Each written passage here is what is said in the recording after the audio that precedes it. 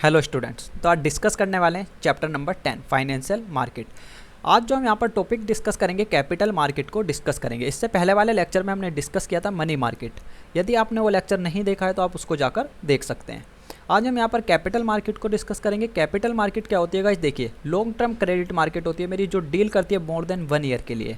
यहाँ पर 1 ईयर के लिए कौन डील करता है, मनी मार्केट करती है। और मोर देन 1 ईयर के लिए हम किसी भी सिक्योरिटी को परचेज कर रहे हैं और या सेल्स कर रहे हैं तो वो कौन डील करेगा, यहाँ पर कैपिटल मार्केट डील करती है। कैपिटल मार्केट में कौन कौन सी सिक्योरिटी इंक्लूड्स हो सकती हैं, जो लॉन्ग टर्म सिक्योरिटी है मेरी वो सब इंक्लूड होंगी, जैसे like share, debenture, bonds etcetera. Regulate and control किसके द्वारा की जाती है गाइस, सेबी के द्वारा रेगुलेट एंड कंट्रोल की जाती है। सेबी कौन है यहाँ पे, security exchange board of India. 1 marks में गाइस काफ़ी टाइम्स पूछता है कि किसके द्वारा रेगुलेट एंड कंट्रोल की जाती है कैपिटल मार्केट को, तो ध्यान रखिएगा सेबी के द्वारा कंट्रोल एंड रेगुलेट की जाती है।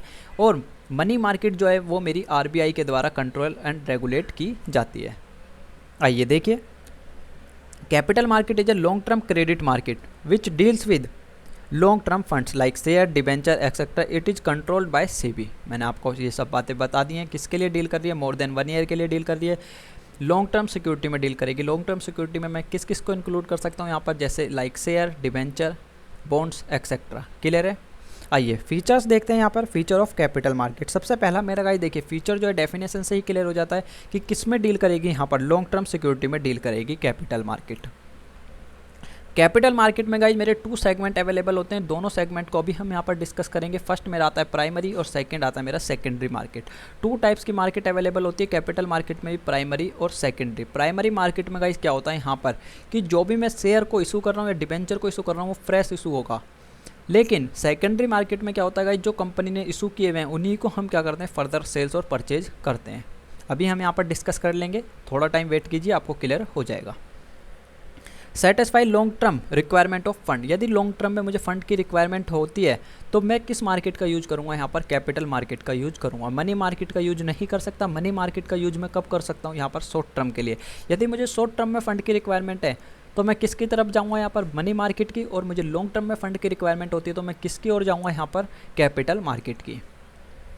परफॉर्म करती है किसके, ट्रेड ऑफ फंक्शन के according. Guys trade off function का यहाँ पर मीनिंग क्या है कि according demand and supply. Supply और डिमांड के अकॉर्डिंग परफॉर्म करेगी, जैसे डिमांड होगी वैसे ही परफॉर्म करेगी। अब गाइस देखिए डिमांड में क्या होता है, यहाँ पर मेरा इन्वर्स रिलेशनशिप होता है और सप्लाई में क्या होता है, यहाँ पर पॉजिटिव रिलेशनशिप होता है। तो किसी भी कारण से प्राइस डिक्रीज होता है यहाँ पर शेयर का, तो गाइस देखिए डिमांड क्या होगी, इंक्रीज हो जाएगी। और गाइस देखिए प्राइस क्या होता है, किसी भी कारण से मेरी सिक्योरिटी का प्राइस इंक्रीज होता है तो गाइज उसकी डिमांड क्या होगी, डिक्रीज हो जाएगी। लेकिन सप्लाई के पॉइंट ऑफ व्यू से हम देखेंगे तो गाइज यहाँ पर सप्लाई क्या होगी, इंक्रीज हो जाएगी। क्योंकि कोई भी इन्वेस्टर कब सेल्स करेगा अपनी सिक्योरिटी को, जब उसका प्राइस हाई होगा। प्राइस हाई होते से इन्वेस्टर क्या चाहेगा कि मैं अपनी सिक्योरिटी को आगे सेल्स कर दूँ। क्लियर है। देखिए help in capital formation, guys किस में हेल्प करेगी, मेरी कैपिटल फॉर्मेशन में मेरी हेल्प करती है। क्योंकि कैपिटल मार्केट की तरफ मैं कब जाऊंगा, जब मुझे लॉन्ग टर्म में फंड की रिक्वायरमेंट है। मैं लॉन्ग टर्म की सोच के चल रहा हूँ, फ्यूचर की सोच के चल रहा हूँ। तो गाइज जो मेरे पास आज एक्स्ट्रा फंड अवेलेबल है मैं उसको इन्वेस्ट करूँगा, और इन्वेस्ट करता हूँ तो गाइज मेरी कैपिटल फॉर्म में मेरी हेल्प करेगा, मेरी वेल्थ को क्रिएट करने में मेरी हेल्प करती है कौन, capital market. It helps in creates liquidity. Guys देखिए लिक्विडिटी भी मुझे प्रोवाइड कराती है। ये नहीं है कि मैंने 5 ईयर के लिए अपने पैसे को इन्वेस्ट किया है तो वो 5 ईयर बाद ही मैं उसको विड्रॉ कर सकता हूँ, नहीं, ऐसा कुछ कंडीशन अप्लाई नहीं होती है। मुझे आफ्टर 4 ईयर फंड्स की रिक्वायरमेंट होती है तो मैं उसको विड्रॉ कर सकता हूँ। कंडीशन क्या होनी चाहिए, वो लॉक नहीं होना चाहिए। जो अमाउंट है ये कंडीशन नहीं होनी चाहिए जिस भी हमने शेयर्स में या डिवेंचर में इन्वेस्ट किया है कि आप 5 ईयर तक इसको विड्रॉ नहीं कर सकते। इस टाइप से कोई कंडीशन वहाँ पर अप्लाई नहीं होनी चाहिए। यदि वो कंडीशन अप्लाई है, यहाँ पर लॉक पीरियड अप्लाई है, तो उस केस में हम उसको विड्रॉ नहीं कर सकते। अदरवाइज हम डेफिनेटली उसको विड्रॉ कर सकते हैं। तो एक तरीके से मैं कह सकता हूँ लिक्विडिटी भी हमें प्रोवाइड करा देती है। देखिए यहाँ पर रिटर्न जो है हायर होता है किसके कंपेयर में, शॉर्ट टर्म सिक्योरिटी का। गाइस यदि मैं शॉर्ट टर्म सिक्योरिटी में डील करता हूँ यहाँ पर या इन्वेस्ट करता हूँ, मैंने आपको बताया था यदि मैं कॉमर्शियल पेपर, ट्रेजरी बिल, इन सब में मैं इन्वेस्ट करता हूँ तो गाइस वहाँ पे जो रेट ऑफ रिटर्न होगा काफ़ी लो होता है एज़ कम्पेयर टू किस में, कैपिटल मार्केट में। क्योंकि गाइस देखिए जितना ज़्यादा रिस्क उतना ज़्यादा प्रॉफिट। कैपिटल मार्केट में हाई रिस्क हमें देखने के लिए मिलता है as compare to money market. Clear हुए होंगे गाइस यहाँ पर फीचर्स जो हमें यहाँ पर डिस्कस करना है। गाइस देखिए नेक्स्ट हमारा टॉपिक है capital market can be divided into 2 parts. मैंने आपको बताया था 2 सेगमेंट में डील करती है। फर्स्ट आता है मेरा प्राइमरी, सेकंड आता है सेकेंडरी। सबसे पहले गाइज प्राइमरी मार्केट को यहाँ पर डिस्कस करते हैं। गाइज देखिए प्राइमरी मार्केट क्या होते हैं, it refers to that market in which security are sold for first time. मैंने आपको बताया था कि यहाँ पर हम क्या कर रहे हैं, सिक्योरिटी को फर्स्ट टाइम सोल्ड कर रहे हैं for collecting long term capital. Company का मेन मोटिव क्या है यहाँ पर गाइज कैपिटल मार्केट में सिक्योरिटी को सोल्ड करने का, कि वो क्या करना चाहती है, लॉन्ग टर्म के लिए फंड को रेज करना चाहती है। तो वो क्या करती है गाइज यहाँ पर फर्स्ट टाइम अपनी सिक्योरिटी को सोल्ड करती है। सिक्योरिटी में किस किस को हम इंक्लूड कर सकते हैं, मैंने आपको बताया शेयर एंड डिवेंचर्स। आइए तो प्राइमरी मार्केट क्या होगी, जहाँ पर सिक्योरिटी सोल्ड हो रही है, कब, first time. It is related to new issue. New issue है गाइज, मैंने आपको बताया कि फर्स्ट टाइम हम सोल्ड कर रहे हैं तो न्यू इशू से रिलेटेड होगी। It has no particular place, कोई पर्टिकुलर प्लेस नहीं होता इसके लिए। Method of flotation of new issue, guys देखिए मेथड ऑफ क्या है यहाँ पर, फ्लोटेशन। फ्लोटेशन कॉस्ट के मैंने आपके साथ डिस्कस की थी। फ्लोटेशन कॉस्ट यहाँ पर क्या होती है कि जब हम फर्स्ट टाइम सिक्योरिटी को इशू कर रहे हैं तो उसके लिए हमें कुछ एक्सपेंसेस बेयर करने पड़ते हैं, कुछ एक्सपेंसेस हमें पे करने होते हैं। तो वो किससे रिलेटेड होता है, मेरा न्यू इशू से रिलेटेड कॉस्ट होती है। तो गाइज यहाँ पर हमें कह सकता हूँ method of flotation of new issue. Guys देखिए कुछ मेथड हमें डिस्कस करने हैं। सबसे पहले यहाँ पर मेरा जो मेथड आता है वो आता है ऑफर थ्रो प्रोस्पेक्टस। ठीक है भाई, हमने देखा यहाँ पर हमें क्या करना है कि फर्स्ट टाइम हम सिक्योरिटी को सोल्ड कर रहे हैं, या मैं कह सकता हूँ हम फ्रेश इशू कर रहे हैं, लेकिन हम किस किस मेथड का यूज करके यहाँ पर कैपिटल को सेल्स कर सकते हैं या कैपिटल को इशू कर सकते हैं। तो गाइज सबसे पहला आता है मेरा ऑफर थ्रो प्रोस्पेक्टस। प्रोस्पेक्टस क्या होता है, सबसे पहले आपका मीनिंग आता है प्रोस्पेक्टस। गाइज कोई भी document in relation to capital issue, कोई भी डॉक्यूमेंट जिसका कंपनी यूज कर रही है, किसको भाई, इनवाइट करने के लिए, पब्लिक को इनवाइट करने के लिए कि आप आइए हमारे शेयर परचेज कीजिए, वो मेरा क्या कहलाता है, प्रोस्पेक्टस। आप प्रोस्पेक्टस को गाइज बीकॉम में पढ़ेंगे कंप्लीट। मेरे 3 टाइप्स के प्रोस्पेक्टस होते हैं यहाँ पर। प्रोस्पेक्टस क्या होता है गाइज, सब कुछ पढ़ेंगे आप। लो आपका एक सब्जेक्ट अलग से है बीकॉम में, वहाँ पर आपको ये सब पढ़ने के लिए मिलेगा। यहाँ पर सिर्फ और सिर्फ आपको प्रोस्पेक्टस की डेफिनेशन क्लियर होनी चाहिए। प्रोस्पेक्टस की मीनिंग क्या है यहाँ पर, कि कोई भी डॉक्यूमेंट जिससे कंपनी क्या कर रही है, इनवाइट कर रही है जनरल पब्लिक को कि आप आइए हमारी सिक्योरिटी को परचेज कीजिए, वो मेरा क्या कहलाएगा, प्रोस्पेक्टस। देखिए the company issue prospectus and invite the general public to the purchase of share and debenture. का यहाँ पर किसके लिए इनवाइट कर रही है, परचेज करने के लिए शेयर एंड डिबेंचर को, वो मेरा क्या कहलाता है, ऑफर थ्रो प्रोस्पेक्टस। सेकंड आता है मेरा ऑफर फॉर सेल। अब गाइज ऑफर फॉर सेल में क्या होता है, यहाँ पर कंपनी डायरेक्ट जनरल पब्लिक को शेयर इशू ना करके क्या करती है, ब्रोकर को इशू कर देती है। ब्रोकर को गाइज देखिए यहाँ पर एक फिक्स प्राइस पे इशू करेगी सिक्योरिटी को। ब्रोकर क्या करता है, आगे उसको जनरल पब्लिक को इंक्रीज प्राइस पे जो है सेल्स आउट करता है। देखिए security are offered for sale through the intermediary like issuing house और ब्रोकर, स्टॉक ब्रोकर। मैंने आपको बताया यहाँ पर क्या करती है, इशूइंग हाउस को या स्टॉक ब्रोकर को सेल्स करती है, कौन, company. The company sell security to broker at an agreed price. जो भी प्राइस गई उन दोनों के बीच में डिसाइड होगा, उस प्राइस पे यहाँ पर कंपनी क्या करेगी, अपनी सिक्योरिटी को सेल्स करेगी, किसको, ब्रोकर को। And broker resale them to investor at higher price. Guys यहाँ पर क्या करेगा, हायर प्राइस पे इन्वेस्टर को सेल्स करता है। ब्रोकर प्रॉफिट अपना किस टाइप से अर्न करते हैं, जो कंपनी से डायरेक्ट शेयर को परचेज कर लेते हैं, वहाँ पर फिर आगे किसको, इन्वेस्टर को सेल्स करते हैं हायर प्राइस पे। तो वही क्या होता है, इनका प्रॉफिट होता है। फॉर एग्जांपल उन्होंने 10 रुपीज़ का परचेज किया और वो 15 रुपीज़ का आगे सेल्स कर रहे हैं इन्वेस्टर को, तो यहाँ पर 5 रुपीज़ का क्या होगा, ब्रोकर का प्रॉफिट होगा। क्लियर है। आइए थर्ड आता है मेरा प्राइवेट प्लेसमेंट। प्राइवेट प्लेसमेंट के गाइस थ्रू भी क्या करती है, यहाँ पर फर्स्ट टाइम कंपनी अपनी सिक्योरिटी को सेल्स करती है। देखिए प्राइवेट प्लेसमेंट क्या होता है यहाँ पर, it refers to a process in which security are allotted to institutional investor and some selected individual instead of general public. Guys यहाँ पर जनरल पब्लिक को इशू ना करके क्या कर रही है, जो मेरी कंपनी है वो क्या कर रही है, एक इंस्टीट्यूशन को या किसी एक इंडिविजुअल पर्सन को अपने शेयर्स को सेल्स कर रही है यहाँ पर, वो मेरा क्या कहलाता है, प्राइवेट प्लेसमेंट कहलाएगा। देखिए जनरल पब्लिक को इशू ना करके किसको करा, एक इंडिविजुअल को इशू कर रही है या किसी एक इंस्टीट्यूशनल इन्वेस्टर को इशू कर रही है, तो वो मेरा क्या कहलाता है, प्राइवेट प्लेसमेंट कहलाता है। ध्यान रखिएगा प्राइवेट प्लेसमेंट के केस में क्या होगा, जो कंपनी है यहाँ पर जनरल पब्लिक को इशू ना करके वो किसी एक इंस्टीट्यूशनल इन्वेस्टर को या किसी एक इंडिविजुअल को इशू कर देती है, किसको, अपने शेयर्स को एंड डिबेंचर्स को।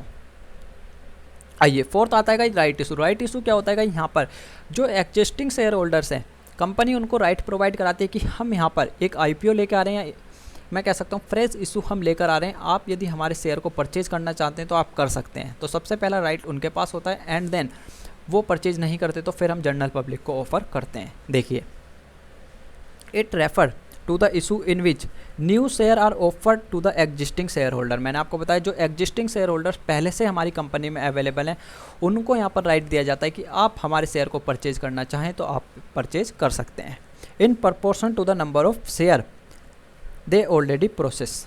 गाइस जितने नंबर ऑफ शेयर उनके पास अवेलेबल हैं उसी प्रपोर्शन में वो चाहें तो और शेयर परचेज कर सकते हैं।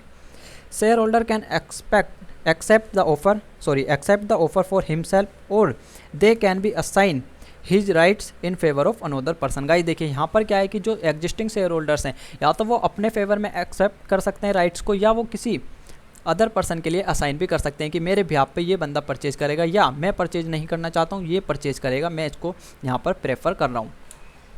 क्लियर है? तो यहाँ पर क्या होगा राइट इशू के केस में वो एग्जिस्टिंग शेयर होल्डर जो अवेलेबल है कंपनी उनको सबसे पहले राइट देगी कि आप हमारे शेयर को परचेज करना चाहें तो कर सकते हैं। जो मेरा शेयर होल्डर है वो अपने लिए यहाँ पर रिसीव कर सकता है कि हाँ भाई एक्सेप्ट कर सकता है कि मैं इनको परचेज करूँगा। यदि वो एक्सेप्ट नहीं करता है तो वो किसी थर्ड पर्सन को भी वहाँ पर वो राइट ट्रांसफ़र कर सकता है।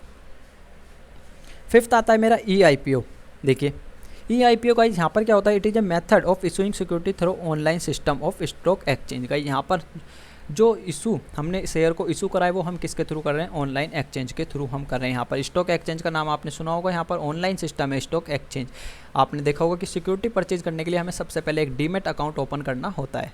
अब डीमेट अकाउंट ओपन करने के बाद यदि कोई भी कंपनी IPO लेके आ रही है तो हमें गाइस उसके लिए अप्लाई करना होता है। वहाँ पर बिड लगती है जिस पे अकॉर्डिंग गाइस डिसाइड होता है कि जो शेयर्स हैं हमें अलॉट होंगे या नहीं होंगे। सबसे पहले हमें अपना डीमेट अकाउंट ओपन करना होता है, उसमें मनी को इन्वेस्ट करना होता है या मैं कह सकता हूँ डिपॉजिट करना होता है एंड देन हम अप्लाई कर सकते हैं IPO के लिए। तो IPO क्या है, यहाँ पर एक ऑनलाइन सिस्टम है of stock exchange. A company proposing to issue a capital to public through the online system of stock exchange has to entered into the agreement with stock exchange. का ही देखिए मैंने आपको बताया सबसे पहले हम क्या कर रहे हैं, यहाँ पर स्टॉक एक्सचेंज में अकाउंट्स ओपन कर रहे हैं तो हम डायरेक्टली या मैं कह सकता हूँ इनडायरेक्टली हम क्या है कि उनके साथ कॉन्ट्रैक्ट में आ गए, हम एग्रीमेंट में आ चुके हैं। This is called essential public offer. Essential public offer मैंने आपको बताया कि ये क्या कहलाती है, IPO का मीनिंग क्या है यहाँ पर, essential public offer. SEBI registered broker have to be appointed for the purpose of accepting application and placing order with the company. का यहाँ पर जो मेरा ब्रोकर अवेलेबल है वही क्या करता है, एप्लीकेशन को एक्सेप्ट करेगा और यहाँ पर ऑर्डर को रिसीव करेगा किससे, यहाँ पर शेयर से रिलेटेड। क्लियर हुआ? IPO के केस में क्या होता है, एक ऑनलाइन सिस्टम है जिसमें स्टॉक एक्सचेंज का गाइस सेबी में रजिस्टर्ड होना चाहिए हमारा स्टॉक एक्सचेंज। हम अपनी सिक्योरिटी कंपनी क्या करती है, अपनी सिक्योरिटी को वहाँ पे लिस्ट करती है। जैसे ही वो वहाँ पर लिस्ट करेगी अपनी सिक्योरिटी को तो कोई भी जनरल पब्लिक वहाँ जाकर उनके शेयर्स के लिए अप्लाई कर सकती है कि मैं आपके शेयर परचेज करना चाहता हूँ। तो वो फिर कंपनी के ऊपर डिपेंड्स करता है कि वो किन जनरल पब्लिक को शेयर्स को प्रोवाइड कराएगी। फॉर एग्जाम्पल गाइस देखिए मेरे पास आपने देखा होगा शेयर, आपने चैप्टर पढ़ा होगा यहाँ पर forfeiture of share, issue of share. तो उसमें क्या हुआ, फॉर एग्जांपल मैं मान के चलता हूँ कि मैंने 1 लाख की एप्लीकेशन को इशू किया, मेरे पास 1 लाख शेयर अवेलेबल हैं। मैंने एक एप्लीकेशन इशू की कि 1 लाख शेयर को हम सेल्स करना चाहते हैं। उस केस में गाइस क्या हुआ कि मेरे पास 1.2 लाख की एप्लीकेशन आ गई।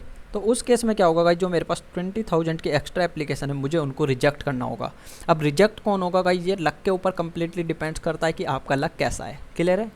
आइए सेकंड गाइस जो यहाँ पर आती है मेरी सेकेंडरी मार्केट। प्राइमरी मार्केट को हमने डिस्कस कर लिया। प्राइमरी मार्केट में जो सिक्योरिटी इशू होती है वो फर्स्ट टाइम होती है, सेल्स कंपनी कर रही है, फर्स्ट टाइम कर रही है। फर्स्ट हमने देखा प्रोस्पेक्टस के थ्रू कर सकती है, ऑफर फॉर सेल कर सकती है, प्राइवेट प्लेसमेंट कर सकती है, राइट इशू कर सकती है या वो अपना IPO लेके आ सकती है। आइए सेकेंडरी मार्केट देखिए। It refers to that market in which existing security are purchase and sales. का यहाँ पर जो एग्जिस्टिंग सिक्योरिटी है जो प्राइमरी मार्केट में इशू हुई थी हम उसी को क्या कर रहे हैं, यहाँ पर सेल्स और परचेज कर रहे हैं। The company is not involve in the transaction at all. Guys यहाँ पर जो कंपनी है वो कहीं भी इन्वॉल्व नहीं होती, डायरेक्ट इन्वेस्टर और यहाँ पर परचेजर दोनों के बीच में ट्रांजेक्शन हो रही होती है। एक इन्वेस्टर होता है, एक सेलर होता है यहाँ पर जो सिक्योरिटी को सेल्स और परचेज करते हैं। It is the between two investor कह सकते हैं या हम कह सकते हैं गाइस फर्स्ट मेरा जो है इन्वेस्टर है, सेकंड यहाँ पर मेरा कौन है, सेलर है। क्लियर है? आइए फीचर्स देखिए गाइस। क्रिएट्स लिक्विडिटी को क्रिएट्स करती है, मैं जब चाहूँ वहाँ पर सिक्योरिटी को सेल्स कर सकता हूँ, जब चाहूँ मैं उसको परचेज कर सकता हूँ। Whenever investor want to convert his security into cash, जब इन्वेस्टर चाहे जब अपनी सिक्योरिटी को कैश में कन्वर्ट कर सकता है, they can easily convert. Fix location का यहाँ पर क्या है कि फिक्स लोकेशन मेरे पास अवेलेबल है, two individual can buy and sales they mutually through the stock exchange. का स्टॉक एक्सचेंज मेरे पास अवेलेबल है, मैंने आपको बताया। यदि मुझे सिक्योरिटी को परचेज और सेल्स करना है तो यहाँ पर सिर्फ और सिर्फ मैं किसके थ्रू सिक्योरिटी को सेल्स और परचेज कर सकता हूँ, स्टॉक एक्सचेंज के। सबसे पहले मुझे स्टॉक एक्सचेंज में यहाँ पर एक ब्रोकर को सिलेक्ट करना होगा और उसमें अपना अकाउंट्स को ओपन कराना होता है। उसी के बाद मैं किसी भी सिक्योरिटी को सेल्स या परचेज कर सकता हूँ। तो आपने देखा कोई भी इंडिविजुअल सिक्योरिटी को परचेज भी कर सकता है और सेल्स भी कर सकता है म्यूचुअली। आइए, किसके बाद आती है, कम्स आफ्टर प्राइमरी मार्केट। क्योंकि गाइस देखिए, जब तक प्राइमरी मार्केट में सिक्योरिटी इशू नहीं होगी हम उसको सेकेंडरी मार्केट में सेल्स या परचेज नहीं कर सकते। सबसे पहले कंपनी को सिक्योरिटी इशू करनी होगी। Because existing security are purchase and sales. यहाँ पर जो एग्जिस्टिंग सिक्योरिटी हम उसी को क्या कर रहे हैं, परचेज और सेल्स कर रहे हैं। गाइस सेल्स के मीनिंग को आप सही कर लीजिएगा, यहाँ पर स्पेलिंग को ये SALES। Encourage new investment. New investment को क्या करती है गाइस, इनकैरेज करती है। किसी भी कारण से मैंने किसी भी कंपनी के IPO में अप्लाई किया था, उस टाइम पे मेरे पास शेयर अलॉट नहीं हो पाए मुझे, तो मैं क्या करूँगा, बाद में सेकेंडरी मार्केट के थ्रू उन शेयर्स को परचेज कर लूँगा at higher price. Many new investor into his market when the price of the decrease in the market. Guys जैसे ही शेयर, फॉर एग्जांपल मान के चलते हैं कि शेयर का प्राइस गाइस 1500 रुपये था एक शेयर का प्राइस, आज के टाइम पे वो शेयर का प्राइस 1400 हो गया। तो गाइस मैं उस टाइम पे क्या करूँगा, जो न्यू इन्वेस्टर है उस टाइम पर उस शेयर को परचेज कर लेता है। तो यहाँ पर न्यू इन्वेस्टर को क्या करती है, इंक्रीज करती है, सॉरी एनकरेज करती है। किसके लिए, सिक्योरिटी को परचेज करने के लिए। तो देखिए, many new investor enter in this market when the price decrease in the market. जैसे ही मार्केट में प्राइस डिक्रीज होगा न्यू इन्वेस्टर जो है वहाँ पर एंटर कर जाएगा। क्लियर है। तो यहाँ पर मैं कह सकता हूँ एनकरेज करती है किसको, न्यू इन्वेस्टर को। किसके लिए, सिक्योरिटी को परचेज करने के लिए। आइए, अब गाइस हमें यहाँ पर डिफरेंस को डिस्कस करना है। प्राइमरी और सेकेंडरी मार्केट का डिफरेंस है, यहाँ पर कैपिटल मार्केट और मनी मार्केट का डिफरेंस है। गाइस देखिए, यहाँ पर सबसे पहले प्राइमरी और सेकेंडरी मार्केट में डिफरेंस को समझ लेते हैं, क्योंकि अभी हमने डिस्कस किया है तो आपको कोई भी प्रॉब्लम नहीं आएगी समझने के लिए। देखिए, सिक्योरिटी कौन सी ट्रेड होती है, प्राइमरी मार्केट में क्या होगा गाइस, देखिए यहाँ पर न्यू सिक्योरिटी में हम ट्रेड करेंगे कोई भी, क्योंकि कंपनी क्या कर रही है, स्टार्टिंग में न्यू सिक्योरिटी को इशू कर रही है, मैं कह सकता हूँ फ्रेश इशू लेकर आ रही है। सेकेंडरी मार्केट में क्या होता है गाइस, देखिए जो एग्जिस्टिंग सिक्योरिटी है हम उसी को परचेज और सेल्स करते हैं। जो प्राइमरी मार्केट ने इशू कर दिया हम उसको ही क्या कर रहे हैं, फर्दर इशू का फर्दर क्या कर रहे हैं, परचेज और सेल्स कर रहे हैं। ये मेरी क्या कहलाती है, secondary market. Price of security, देखिए price of security are determined by the management of the company. Guys primary market के केस में जो सिक्योरिटी का प्राइस है वो कौन डिटरमाइन करेगा, यहाँ पर management of the company. Clear है। लेकिन सेकेंडरी मार्केट के केस में गाइस देखिए price are determined by the forces by the demand and supply. Guys किसके द्वारा डिसाइड किया जाएगा, डिमांड एंड सप्लाई के।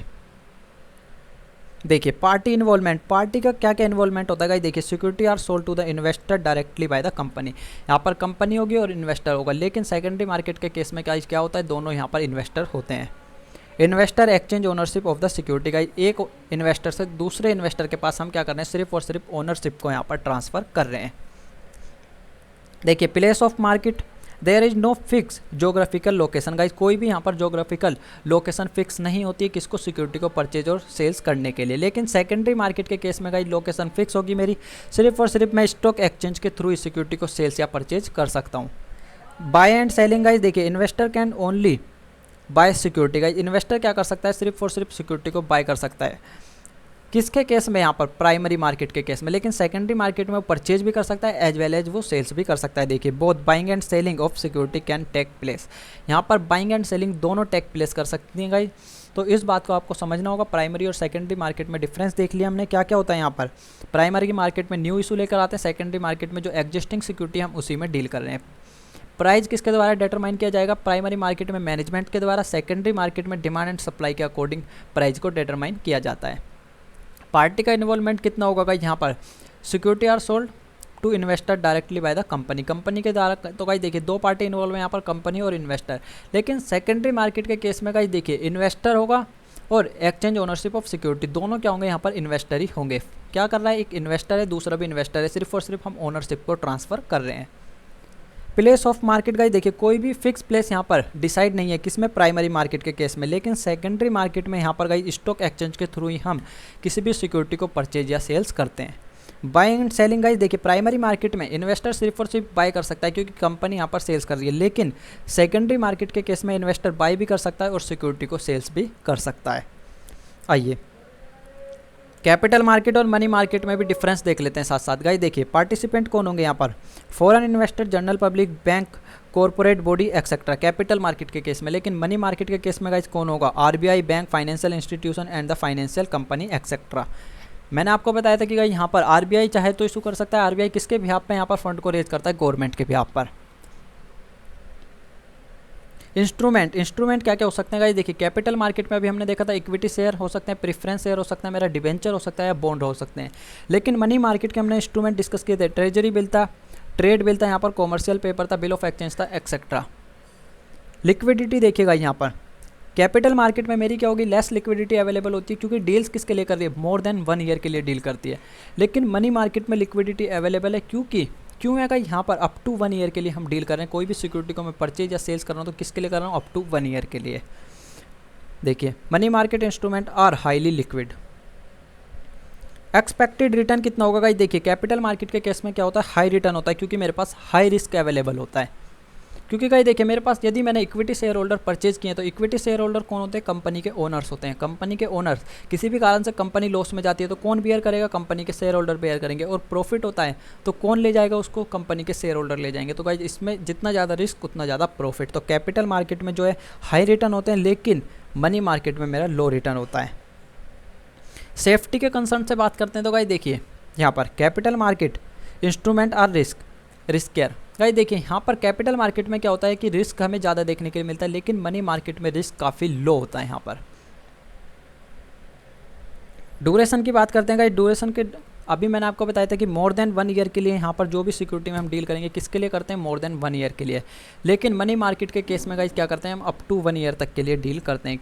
यदि मैं कोई भी फंड में इन्वेस्ट कर रहा हूँ या मैं किसी भी यहाँ पर इंस्ट्रूमेंट को परचेज कर रहा हूँ तो किसके लिए करूँगा, सिर्फ और सिर्फ 1 ईयर के लिए। लेकिन कैपिटल मार्केट के केस में मोर देन 1 ईयर के लिए हम उसको परचेज या सेल्स करते हैं। अब गाइस देखिए हमें स्टॉक एक्सचेंज और शेयर मार्केट को डिस्कस करना है। ये कॉन्सेप्ट को मैं नेक्स्ट लेक्चर में आपके साथ डिस्कस करूँगा। मिलते हैं नेक्स्ट लेक्चर में। Tata bye bye, see you.